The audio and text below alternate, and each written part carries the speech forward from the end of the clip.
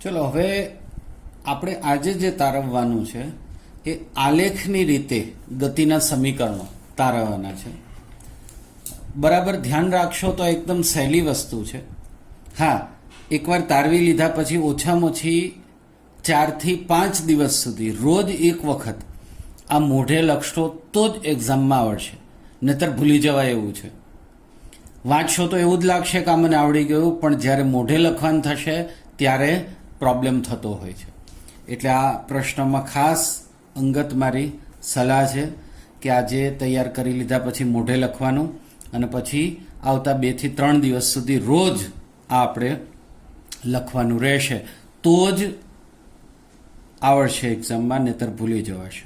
અને લખવાનું એટલે જોઈ જોઈને નહીં, મોઢે. હવે આ સમીકરણો તારવીએ એ પહેલાં આપણે આ આલેખને સમજી લઈએ. જુઓ, એક્સ અક્ષ ઉપર આપણે સમય લીધો છે જેનો એકમ છે સેકન્ડ, વાય અક્ષ ઉપર વેગ લીધો છે એનો એકમ મીટર પ્રતિ સેકન્ડ છે. અને માની લો કે કોઈ એ બિંદુએથી ગતિની શરૂઆત કરીને બી બિંદુ સુધી પદાર્થ પહોંચે છે. આ દરમિયાન એક સીધી રેખા મળે છે, મતલબ કે સમયના સરખા ગાળામાં વેગનો વધારો અચળ જળવાઈ રહે છે. એટલે આને નિયમિત પ્રવેગી અથવા અચળ પ્રવેગી રેખીય ગતિ કહેવાય. આ એ પ્રકારની ગતિ કરે છે અને એના માટે આપણે અલગ અલગ સમીકરણો તારવવાના છે. હવે પહેલાં ગ્રાફ સમજી લઈએ. એ બિંદુથી બી બિંદુને આપણે લક્ષમાં લેવાનું છે. એ બિંદુ પાસે પદાર્થનો જે વેગ છે એ શરૂઆતનો વેગ કહેવાય, જે યુ છે. બી બિંદુ પાસે પહોંચે ત્યારે પદાર્થનો વેગ જે છે એ અંતિમ વેગ છે, જેને આપણે વી તરીકે ઓળખીએ છીએ. આ બી બિંદુને વાય અક્ષ જે છે એને સંગત બિંદુ આપણે ઈ લીધું છે, પણ ઈ બિંદુ પાસે જે વેગ છે એ વી છે. એટલે શરૂઆતનો વેગ યુ, અંતિમ વેગ વી. હવે આગળ આ ગતિની શરૂઆત કરી ત્યારે એ બિંદુ પાસેનો સમય આપણે 0 લઈએ અને બી બિંદુ પાસે પહોંચીએ ત્યારે સમય છે t1 અથવા t જેટલો સમય છે.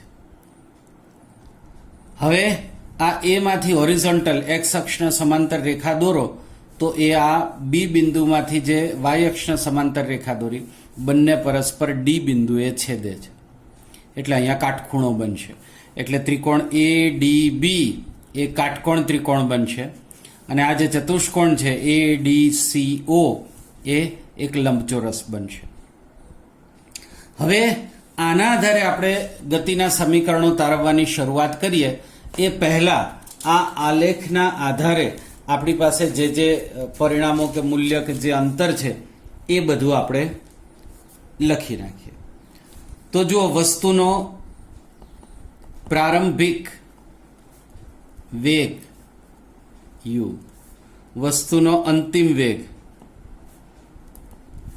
બરાબર v, પછી વસ્તુનો શરૂનો સમય, આ એ બિંદુ પર શરૂઆત કરી ત્યારે સમય કયો છે 0, અને અંતિમ સમય t1 છે. ચલો, આટલું થયું. હવે અલગ અલગ વસ્તુ આપણે જો જોઈએ તો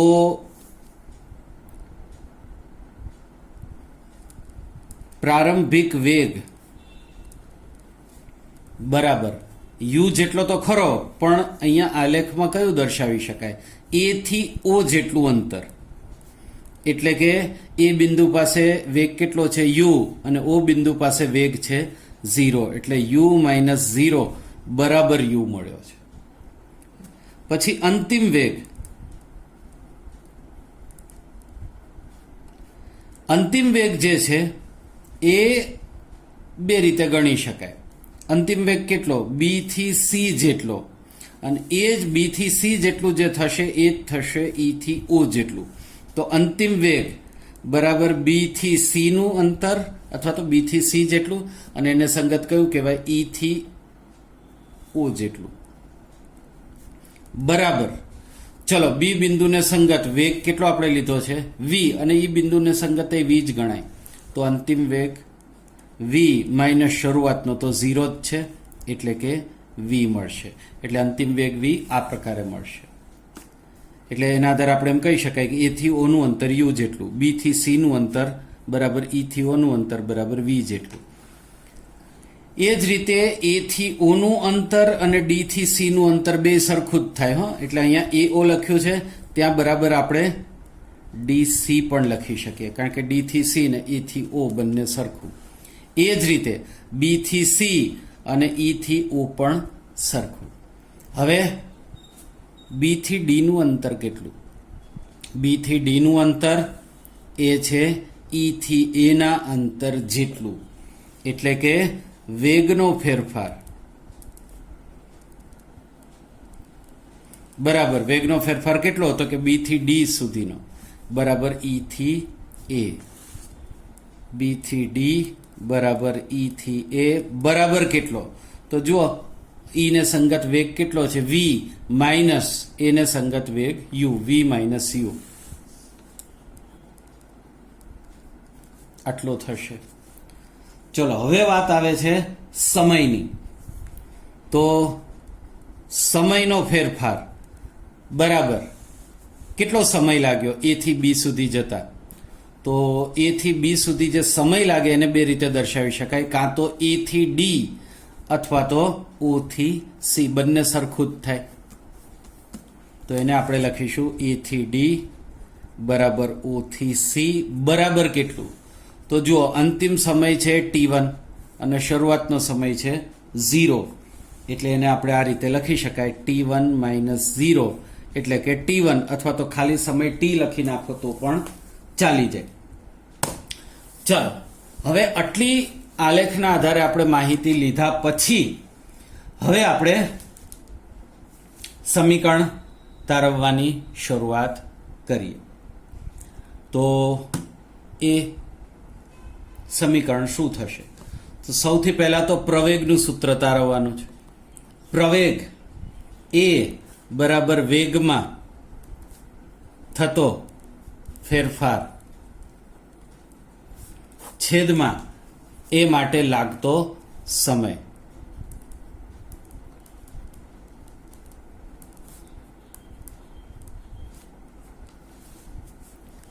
બરાબર. ચલો વેગમાં થતો ફેરફાર કેટલો આપણે અહીંયા શોધી કાઢ્યું છે. વેગમાં થતો ફેરફાર કેટલો? વી માઇનસ યુ. એટલે કે વી માઇનસ યુ છેદમાં લાગતો સમય, સમયને આપણે ટી તરીકે લીધો છે એટલે છેદમાં ટી, અને આ પ્રવેગનું સંકેત એ. હવે આગળ શું કરીશું?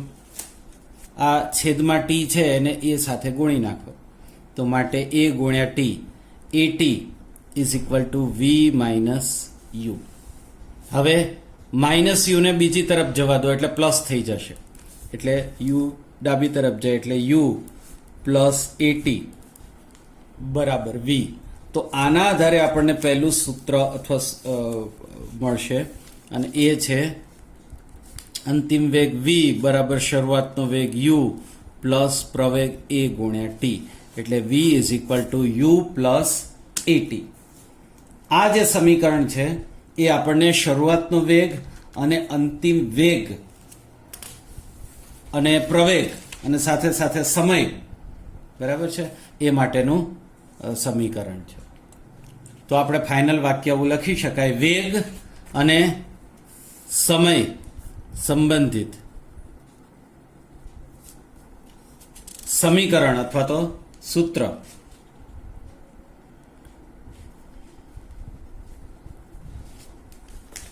v is equal to u plus at મળે છે.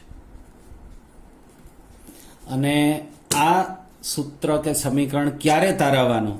કે જ્યારે તમને પ્રશ્ન પૂછ્યો હોય કે પ્રશ્ન આ પ્રકારનો આવે ત્યારે આ લખવાનું થશે: વેગ વિરુદ્ધ સમય સંબંધ માટેનું સમીકરણ તારવો. તો આ પ્રશ્નમાં આવો આલેખ દોરી આ બધી વિગત અને છેલ્લે v is equal to u plus a t મેળવવાનું થાય. આ પહેલો પ્રશ્ન થઈ ગયો. હવે બીજો પ્રશ્ન. અને બીજા પ્રશ્નમાં એવું છે કે એમાં સ્થાન અને સંબંધ વચ્ચેનું સૂત્ર છે અને એમાં પણ જે આપણે આ ગ્રાફ દોર્યો છે આલેખ એ તો એનું એ જ રહેશે અને ઉપરાંત જે આપણે માહિતી ભેગી કરી છે કે પ્રારંભિક વેગ કેટલો, અંતિમ વેગ કેટલો, વેગનો ફેરફાર, સમય કેટલો, એ તો બધું એનું એ જ ઉપયોગમાં લેવાનું છે. એટલે અહીંયા સુધીનો જે ભાગ છે એ તો વેગ વિરુદ્ધ સમયનું પૂછે કે સ્થાન અને સમયનું પૂછે, જે પૂછે અહીંયા સુધીનો આ ગ્રાફ અને નીચેની આટલી વસ્તુ એટલી તો ફિક્સ બધામાં સરખી જ રહેવાની છે. એટલે દરેકમાં આટલું તો ફિક્સ આવશે જ. તો પહેલું આપણે શું કર્યું? વેગ અને સમયના સંબંધ દર્શાવતું સમીકરણ તાર્યું. હવે બીજું આવશે અને જે બીજું આપણે તારવવાનું છે એ પ્રશ્ન છે, હું અહીંયા લખું છું, સ્થાન અને સમયના સંબંધ માટેનું સમીકરણ તારવાનું છે. હવે આ સમીકરણમાં આપણે શેનો ઉપયોગ કરીશું? તો સ્થાન શોધવાનું છે, એટલે કે કપાયેલું અંતર. તો કપાયેલ અંતર અથવા તો પદાર્થે કરેલું સ્થાનાંતર S બરાબર, જુઓ ફરીથી આ ગ્રાફ જુઓ, A થી B સુધીમાં જાય એ દરમિયાન પદાર્થે કાપેલું અંતર અથવા તો કરેલું સ્થાનાંતર કેટલું? આ નીચેના ભાગના ક્ષેત્રફળ જેટલું. તો એ O A B C આટલો આખો વિસ્તાર છે એના ક્ષેત્રફળ જેટલું થાય. એટલે અહીંયા કપાયેલ અંતર અથવા કરેલું સ્થાનાંતર S બરાબર O A B C નું ક્ષેત્રફળ. તો ફરી અહીંયા જુઓ, O A B C એટલે આ આખો ભાગ એનું ક્ષેત્રફળ જેટલું. આ ભાગ છે ને એ આમ તો સમલંબ ચતુષ્કોણ થાય, પણ એના જો બે ભાગ કરીએ તો લંબચોરસનું ક્ષેત્રફળ વત્તા ત્રિકોણનું ક્ષેત્રફળ થાય. આ ત્રિકોણ એ પાછું કાટકોણ ત્રિકોણ છે. તો એ બે ક્ષેત્રફળના સરવાળો કરો એટલે આખા સમલંબ ચતુષ્કોણનું મળે. એટલે આપણે આના બે ભાગ પાડી દઈએ. બરાબર લંબચોરસ OADC નું ક્ષેત્રફળ વત્તા ત્રિકોણ ABD નું ક્ષેત્રફળ. ફરી આકૃતિ જુઓ, લંબચોરસ કયો બને છે? OADC, આ લંબચોરસનું ક્ષેત્રફળ વત્તા ત્રિકોણ ABD નું ક્ષેત્રફળ. ચલો હવે લંબચોરસના ક્ષેત્રફળનું સૂત્ર શું આવે? લંબાઈ ગુણ્યા પહોળાઈ. લંબાઈ આપણે કહીએ, માની લો કે લંબાઈ એટલે O થી A જેટલું, તો એ લંબાઈ થઈ ગઈ. તો લંબાઈ OA ગુણ્યા પહોળાઈ આપણે શું લઈશું? O થી C. એટલે આ લંબાઈ ગુણ્યા પહોળાઈ, અથવા તો આ વધારે છે તો આને લંબાઈ લો તો આ પહોળાઈ. તો OA ગુણ્યા OC, લંબાઈ ગુણ્યા પહોળાઈ થઈ ગયું. વત્તા ત્રિકોણના ક્ષેત્રફળનું સૂત્ર 1/2 ગુણ્યા પાયો. હવે ત્રિકોણનો આ જે ત્રિકોણ છે એનો પાયો કેટલો લઈએ? AD, અને વેધ કેટલું થશે? BD. તો AD ગુણ્યા BD. હવે બધાની કિંમત મૂકવાની થશે. તો જુઓ, O થી A નું જે અંતર છે એ કેટલું થશે એ આપણે અગાઉ શોધી જ લીધું છે, એનો જ ઉપયોગ કરવાનો છે. જો આ જો A થી O નું અંતર અથવા O થી A નું અંતર કેટલું? શરૂઆતનો વેગ U જેટલું. પછી બીજું છે O થી C નું અંતર. તો જો અહીંયા O થી C નું અંતર કેટલું? સમય T જેટલું. ત્યાર પછી A થી D નું અંતર, જો આ A થી D નું અંતર એ પણ સમય T જેટલું જ થશે. અને B થી D નું અંતર, તો B થી D નું અંતર જો અહીંયા V - U જેટલું થશે. એટલે આ બધી કિંમત આપણે અગાઉ મેળવી જ દીધેલી છે, આપણે ખાલી અહીંયા લખી લઈએ. તો OA બરાબર U, OC બરાબર AD બરાબર સમય T, અને તથા B થી D નું અંતર બરાબર વી માઇનસ યુ મૂકતા. હવે અહીંયા એક વસ્તુ સમજવાની થશે જે આપણે લખી. આપણે જે આગળનું સમીકરણ તારવ્યું હતું એમાં જો આપણને આ મળ્યું હતું વી માઇનસ યુ બરાબર કેટલા થાય? 80. એનો અહીંયા ઉપયોગ કરવાનો થશે. એટલે આ બી થી ડી નું અંતર કેટલું આવ્યું? વી માઇનસ યુ, અને એના બરાબર મૂકી દઈએ આપણે 80. ચલો હવે આ બધામાં કિંમત મૂકો તો કપાયેલ અંતર અથવા તો કરેલ સ્થાનાંતર એસ બરાબર ઓ એ ની કિંમત છે યુ ગુણ્યા ઓ થી સી નું અંતર છે સમય ટી વત્તા 1/2 ગુણ્યા એ થી ડી નું અંતર એ સમય જેટલું જ થશે ટી, અને ગુણ્યા બી થી ડી નું અંતર જે આપણને વી માઇનસ યુ જેટલું મળશે, પણ એના બદલે આપણે મૂકવાનું છે 80.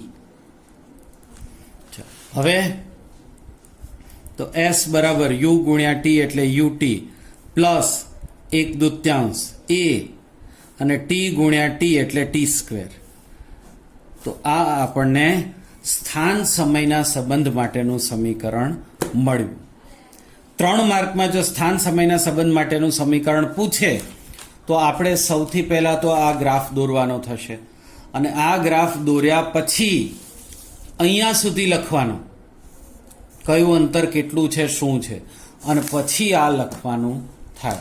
એક સમયે કદાચ આ ન લખો બધું અને ડાયરેક્ટ આ રીતે મૂકતા જાઓ તો પણ ચાલી જાય, પણ પહેલાં તમારે આ બતાવવું તો પડે જ કે ઓ એ બરાબર યુ, ઓ સી બરાબર એ ડી બરાબર ટી અને બીડી બરાબર વી માઇનસ યુ.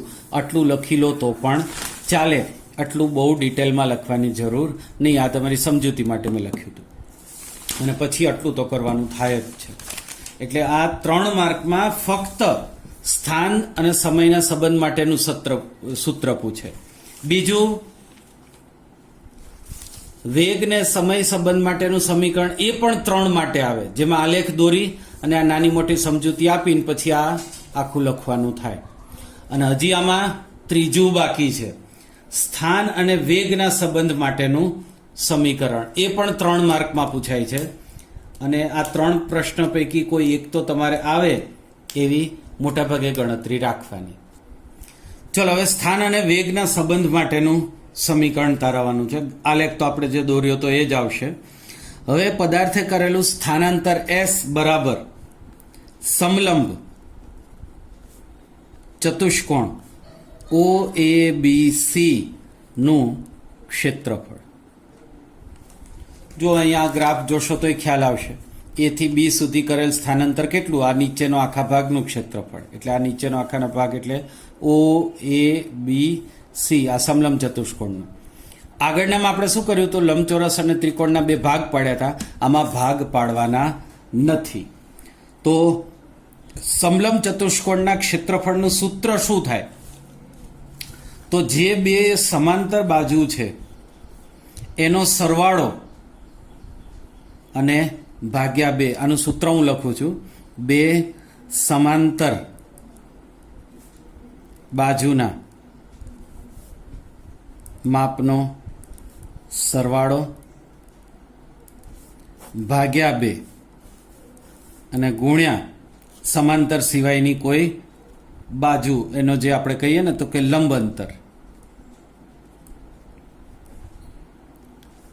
તો હવે જુઓ આ સમલંબ ચતુષ્કોણમાં, આ ચતુષ્કોણમાં કઈ 2 બાજુ સમાંતર છે? એક તો એ ઓ અને બીજી બીસી. આ 2 સમાંતર બાજુ છે, અને 2 વચ્ચેનું લંબ અંતર કેટલું થાય? ઓસી જેટલું. તો એ આપણે કિંમત મૂકી દઈએ.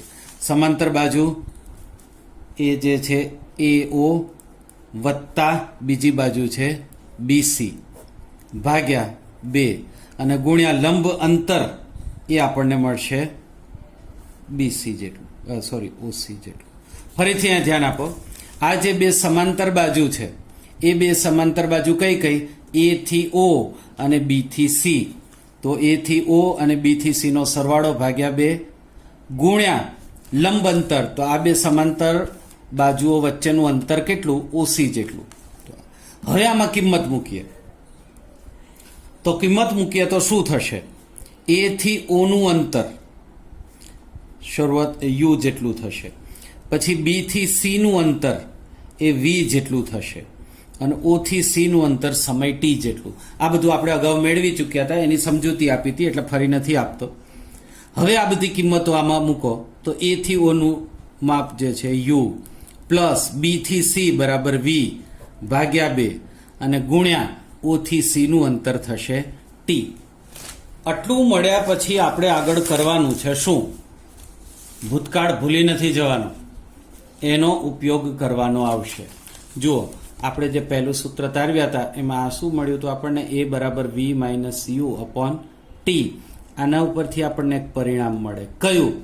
ટીને સૂત્રનો કરતા બનાવો એટલે ટી અહીંયા જતું રહે. તો t is equal to v minus u છેદમાં એ જતો રહેશે. ટી બરાબર v minus u upon a. એ કિંમત અહીંયા મૂકવાની છે. તો કે ટી બરાબર v minus u upon a મૂકતા તો બરાબર વી પ્લસ પેલું આવશે યુ પ્લસ વી છેદમાં 2 ગુણ્યા ટીની કિંમત વી માઇનસ યુ અપોન એ, અને આ તો એસ બરાબર છે જ. હવે શું કરીશું? તો એસ બરાબર પહેલા વી પ્લસ યુ લખો, પછી વી માઇનસ યુ લખો અને છેદમાં 2 ગુણ્યા એ એટલે 2a આવી જાય. હવે આ 2a અહીંયા ગુણાકારમાં જતા રહે એટલે 2a ગુણ્યા એસ બરાબર, હવે જો આ એકવાર પ્લસ છે ને એકવાર માઇનસ છે, બંને પદ સરખા છે એટલે એનું વિસ્તરણ થશે વી સ્ક્વેર માઇનસ યુ સ્ક્વેર. તો આ જે સૂત્ર મળ્યું એ સ્થાન અને વેગનો સંબંધ માટેનું સમીકરણ કે સૂત્ર થયું. હવે આજે જે આપણે 3 સમીકરણો તારવ્યા એ વિદ્યાર્થીઓને ખૂબ તકલીફ કરે છે. આનો ઉપાય શું? આપણે તૈયાર તો કરવાનું જ છે, સૂત્ર તારવતા શીખવું જ પડે એમ છે. તો એનો ઉપાય એક જ છે કે આ આપણે 2 થી 3 વખત જોઈને અને પછી 2 થી 3 વખત મોઢે લખી અને પ્રેક્ટિસ કરીએ તો આવડી જશે. ત્યાં સુધી નહીં આવડે એ નક્કી છે. એટલે આ પ્રશ્ન પૂરતો તમે 2 વાર જોઈને અને 2-3 વાર મોઢે લખીને તૈયાર કરવાનો, અને એ કરી લીધા પછી આગળના 2 થી 3 દિવસ રોજ એક વાર આ ત્રણેય તારવવાના જોયા વગર, તો તમને પાક્કું થઈ જશે. આ મુદ્દો એવો છે, પહેલી વાર આવા સમીકરણો તારવવાના આવે છે એટલે તકલીફ તો પડશે, પણ પ્રયત્ન કરવાથી આરામથી થઈ જશે. ચિંતા કરવાની જરૂર નથી, બસ ખાલી થોડોક સમય લાગશે.